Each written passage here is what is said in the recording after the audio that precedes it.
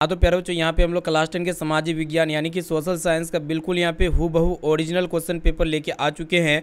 और ये सभी क्वेश्चन जो है ना प्यारे बच्चों आज के एग्जाम में 500% लड़ेगा ही लड़ेगा, ये मेरा गारंटी है प्यारे बच्चों। अगर नहीं लड़ा ना तो प्यारे बच्चों यहाँ पे क्या कीजिएगा, चैनल को अनसब्सक्राइब कर लीजिएगा। और अगर यहाँ पे क्वेश्चन नहीं लड़ने से ना प्यारे बच्चों हम यहाँ पे पढ़ाने के लिए यूट्यूब पे छोड़ देंगे, ठीक है ना। तो यहाँ पे आप लोग क्या कीजिएगा प्यारे बच्चों, एक एक क्वेश्चन को अच्छी तरीके से याद कर लीजिए। सटीक यहाँ पे पूरा क्वेश्चन है। यहाँ पे हम लोग 1 से लेकर 40 तक यहाँ पे बिल्कुल ओरिजिनल क्वेश्चन पेपर यहाँ पे हम उठा के लेके आ चुके हैं, ठीक है ना। तो प्यारे बच्चों यहाँ पे आप लोग क्या कीजिएगा, जल्दी से फटाफट से क्लास को लाइक कर दीजिएगा। यहाँ पे चैनल पर नए हैं तो चैनल को सब्सक्राइब कर लीजिएगा। सब्सक्राइब तब कीजिएगा प्यारे बच्चों जब यहाँ पे क्वेश्चन पेपर यहाँ पे आपका जो है प्यारे बच्चों सेम टू सेम रहेगा तब, ठीक है, अन्यथा नहीं कीजिएगा। और यहाँ पे आप लोग क्या कीजिएगा प्यारे बच्चों, जो भी विद्यार्थी अभी तक हमारे व्हाट्सएप ग्रुप में जुड़ना चाहते हैं क्वेश्चन पेपर को लेने के लिए, फटाफट से मेरा व्हाट्सएप नंबर है 6206076569। इस नंबर को आप सेव कीजिए। आप बोले कि सर मैं व्हाट्सएप ग्रुप में जोड़ दीजिए तो हम आपको व्हाट्सएप ग्रुप में जोड़ देंगे, ठीक है ना। और वहाँ पे आपको जो है प्यारे बच्चों सभी विषय का यहाँ पे क्वेश्चन पेपर आपको मिल जाएगा, ठीक है ना। तो चलिए प्यारे बच्चों फटाफट से यहाँ पे हम लोग देखते हैं एक एक क्वेश्चन को, ठीक है ना। तो प्यारे बच्चों देखिए यहाँ पे आज का यहाँ पे देखिएगा, यहाँ पे आपको पता होना चाहिए 1 से लेकर 70 तो ऑब्जेक्टिव प्रश्न पूछे जाएंगे। और यहाँ पे आपको क्या करना है प्यारे बच्चों, जिनमें से केवल 40 प्रश्नों का ही उत्तर देना है, ठीक है ना। यहाँ पे 1 से 70 तक वस्तुनिष्ठ प्रश्न पूछे जाएंगे। तो यहाँ पे देखिएगा प्यारे बच्चों क्या करा है कि यहाँ पे आपको बताना है कि निम्नलिखित में से किसने जो है ना प्यारे बच्चों गैरीबाल्टी की जीवनी लिखी। तो किसने गैरीबाल्टी की जीवनी लिखी थी, तो लाला लाजपत राय ने, यानी कि यहाँ पे ऑप्शन नंबर सी इसका बिल्कुल ही सही उत्तर हो जाएगा।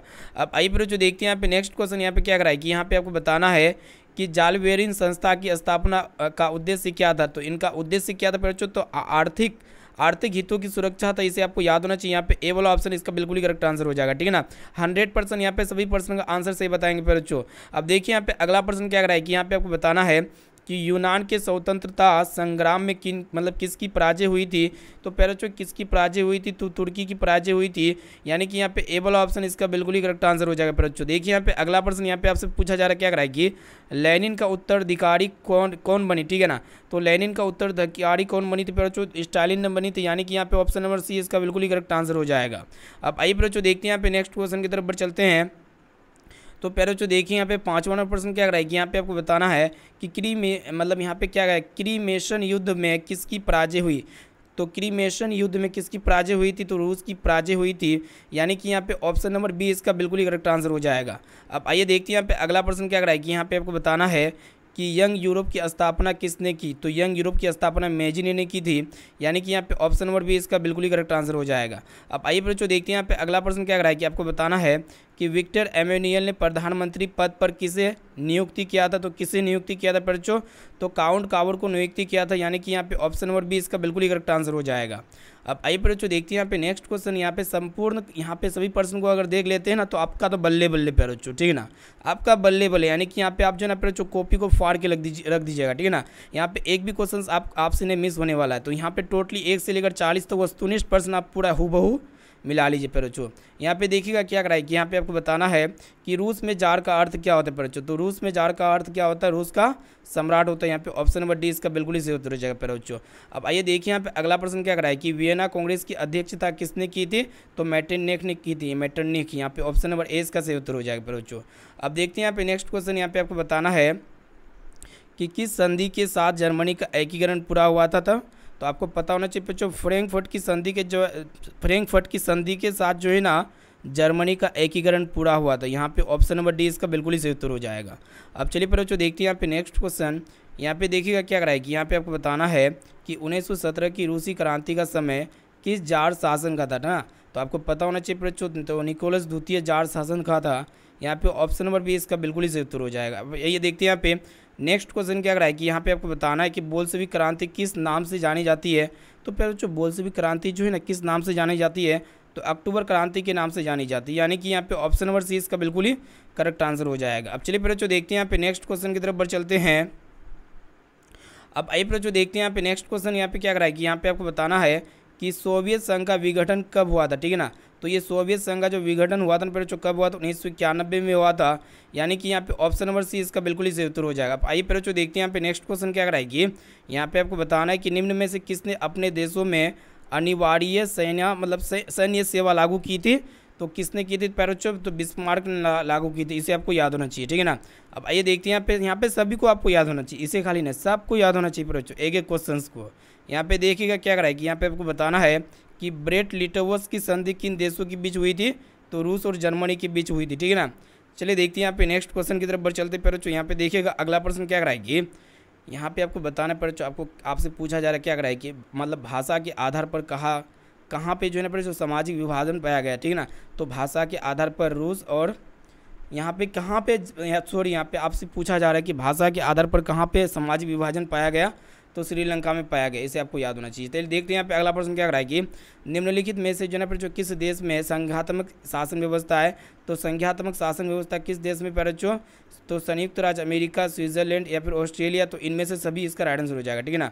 अब आइए देखते हैं यहाँ पे अगला प्रश्न क्या कराए बच्चों, यहाँ पे आपको बताना है कि इंग्लैंड में जो है ना महिलाओं को वोट देने का अधिकार कब मिला था, तो कब मिला था बच्चों, 1918 में मिला था। इसे आपको याद होना चाहिए। यहाँ पे ए वाला ऑप्शन इसका बिल्कुल ही सही उत्तर हो जाएगा। यहाँ पे पेपर को फाड़ के रख दीजिएगा बच्चों, ठीक है ना।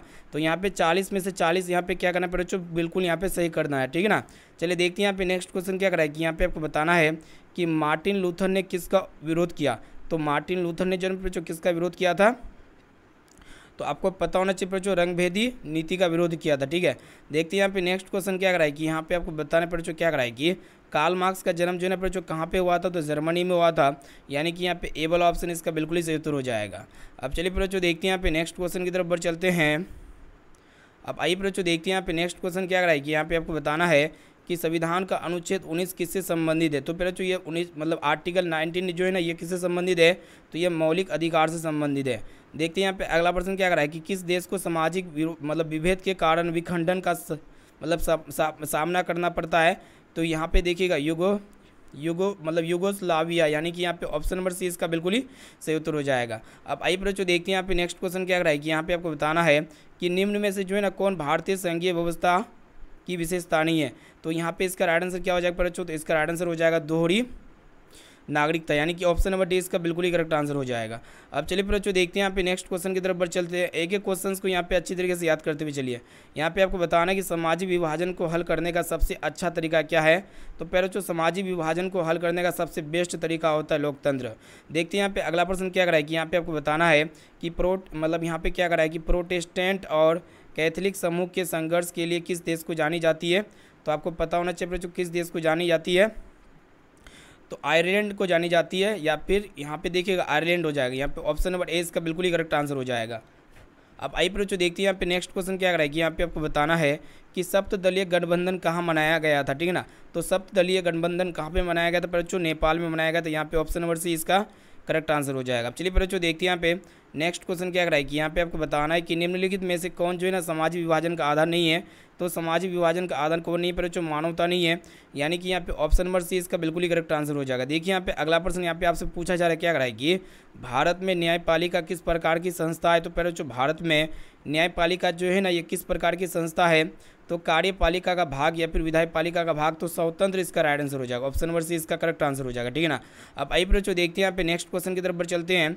तो पहले बच्चों यहाँ पे देखिएगा क्या कराएगी। यहाँ पे आपको बताना है कि निर्माण कार्य निम्न में से किस क्षेत्र का हिस्सा है, ठीक है ना।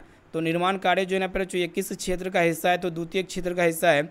यहाँ पे ऑप्शन नंबर बी इसका बिल्कुल ही सही उत्तर हो जाएगा। यहाँ पे हम जो है ना बच्चों संपूर्ण क्वेश्चन यहाँ पे 100% राइट बताएंगे, तो सभी क्वेश्चंस को अच्छी तरीके से याद कर लीजिए। यहाँ पे आपको बताना है कि निम्नलिखित में से कौन बिहार के आर्थिक पिछड़ेपन के कारण नहीं है, तो मतलब बिहार के आर्थिक पिछड़ेपन के मुख्य कारण क्या नहीं है बच्चों, तो यहाँ पे आधारित संरचना का विकास, यानी कि यहाँ पे ऑप्शन नंबर सी इसका बिल्कुल ही करेक्ट आंसर हो जाएगा, ठीक है ना।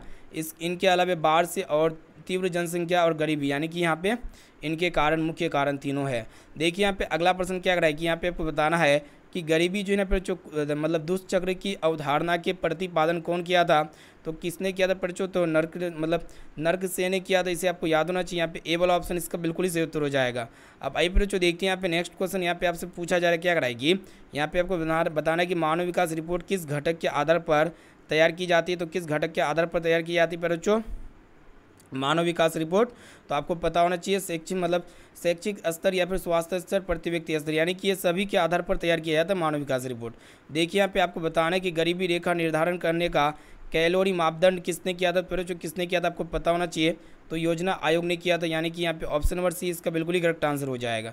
देखिए यहाँ पे आपको बताना है कि निम्न में से क्या बिहार के विकास में बाधक है, तो बिहार के विकास में क्या बाधक बच्चों, तो आपको पता होना चाहिए बेरोजगारी, गरीबी और बाढ़, यानी कि ये सभी ऑप्शन नंबर डी इसका बिल्कुल ही करेक्ट आंसर हो जाएगा। चलिए बच्चों देखते हैं यहाँ पे अगला प्रश्न की तरफ बढ़ चलते हैं। यहाँ पे आपको बताना है कि देखिएगा क्या करा है कि ब्रंटलैंड आयोग निम्नलिखित में से किससे संबंधित है। तो ब्रंटलैंड आयोग जो है ना बच्चों ये किससे संबंधित है, तो आपको पता होना चाहिए ये समावेशी विकास से संबंधित है। ऑप्शन नंबर डी इसका सही उत्तर हो जाएगा। देखिए यहाँ पे आपको बताना है कि बिहार के विकास के बिना भारत का विकास संभव नहीं है।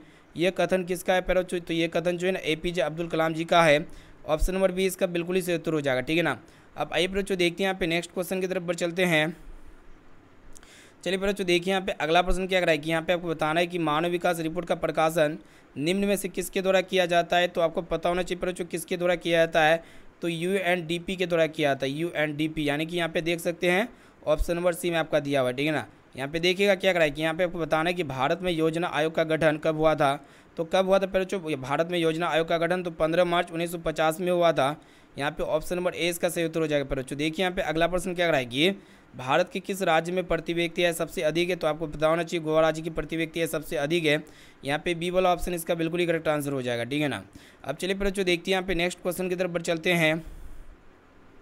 देखिए यहाँ पे क्या करा है कि यहाँ पे आपको बताना है कि वर्ष भर में किसी देश में अर्जित आय की कुल मात्रा क्या करते हैं, ठीक है ना। तो यहाँ पे आपको पता होना चाहिए जो वर्ष भर में किसी भी देश में अर्जित आय की कुल मात्रा को क्या कहलाती है, तो राष्ट्रीय आय कहलाती है। यानी कि यहाँ पे ऑप्शन नंबर सी इसका करेक्ट आंसर हो जाएगा। तो यहाँ पे हम लोग संपूर्ण 1 से लेकर 40 तक वस्तुनिष्ठ प्रश्न का आंसर बता दिए और ये सभी प्रश्न का आंसर यहाँ पे 100% सही बताए बच्चों। और ये सभी पेपर यानी कि जितने भी विद्यार्थी यहाँ पे एग्जाम दे रहे हैं ना, तो यहाँ पे 500% जो है बच्चों अच्छी तरीके से याद कर लीजिए, आपके पेपर में छपेंगे, ठीक है। हूबहू सारे के सारे क्वेश्चंस एक जैसा रहेगा, ठीक है ना, एक जैसा रहेगा, क्रमागत में रहेगा। यहाँ पे जो भी क्वेश्चंस यहाँ पे दिया हुआ है, ठीक है ना। तो प्यारो बच्चों यहाँ पे आप लोग क्या कीजिएगा, मेरा नंबर को नोट कीजिए। मेरा नंबर है 6206076569। इस नंबर को नोट कीजिए। आप बोले कि सर व्हाट्सएप ग्रुप में जोड़ दीजिए, तो सबसे पहले आपको व्हाट्सएप ग्रुप में जोड़ दिया जाएगा, क्योंकि यहाँ पे PDF आपको मिलेगा फ्री में, बिल्कुल फ्री ऑफ कॉस्ट। आपसे रुपया पैसा नहीं लिया जाएगा। बच्चों फिर मिलते हैं यहाँ पे अगले क्लास में। क्लास को लाइक कर दीजिए। Thank you.